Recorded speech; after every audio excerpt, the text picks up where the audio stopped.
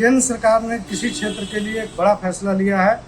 किसानों के लिए 3,72,000 करोड़ रुपए के पैकेज का ऐलान किया है, जिसके तहत 3,68,000 करोड़ रुपए अकेले यूरिया पर खर्च किया जाएगा।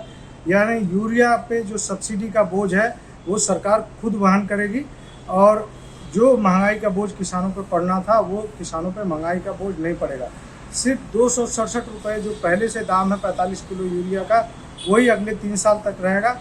यानी और महंगाई और चीज़ों की महंगाई बढ़ सकती है, लेकिन यूरिया पे उसको कोई भी अतिरिक्त पैसा, एक भी रुपया अतिरिक्त खर्च नहीं करना पड़ेगा।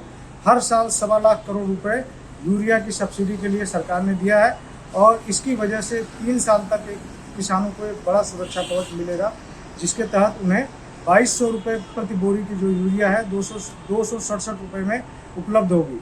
और दूसरा फैसला सरकार ने लिया है कि पीएम प्रणाम एक योजना चलाई गई है, जिसके तहत जो अल्टरनेटिव फर्टिलाइज़र हैं, यानी ऑर्गेनिक जो खाद है, जो बायो फर्टिलाइज़र है, उसको बढ़ावा दिया जाएगा, और जो केमिकल फर्टिलाइज़र हैं उनका बैलेंस इस्तेमाल किया जाएगा।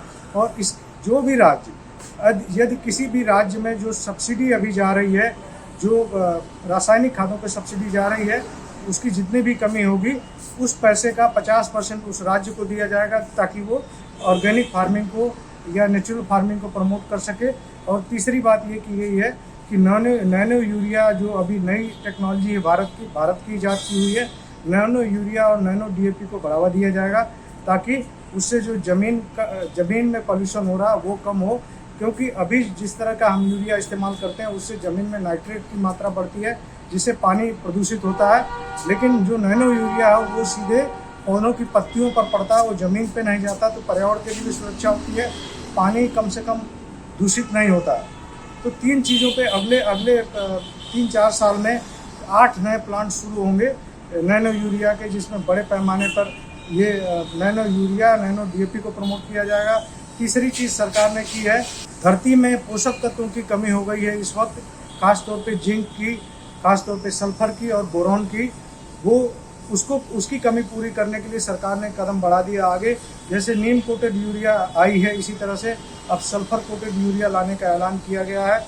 यानी जो ज़मीन में कम से कम भारत की धरती पर करीब 42% ज़मीन ऐसी है, कृषि योग्य ज़मीन ऐसी है जिसमें सल्फर की कमी है, 39% ज़मीन ऐसी है जिसमें जिंक की कमी है, और 23% ज़मीन ऐसी है जिसमें बोरॉन की कमी है। तो अभी सल्फर की कमी पूरी पहले की जा रही है। आने वाले दिनों में सरकार जिंक और बोरॉन कोटेड यूरिया भी लॉन्च करेगी। तो ये जो अभी ओवरऑल पैकेज है, वो पैकेज किसानों की इनकम बढ़ाने को लेकर के, ताकि किसानों की इनकम बढ़े और उनके ऊपर बोझ न पड़े। और 3,72,000 करोड़ रुपए का बड़ा पैकेज है, जो करीब 1.25 लाख करोड़ रुपए हर साल किसानों के लिए दिए जाएंगे, जो किसानों के लिए बहुत बड़ी राहत होगी। धन्यवाद।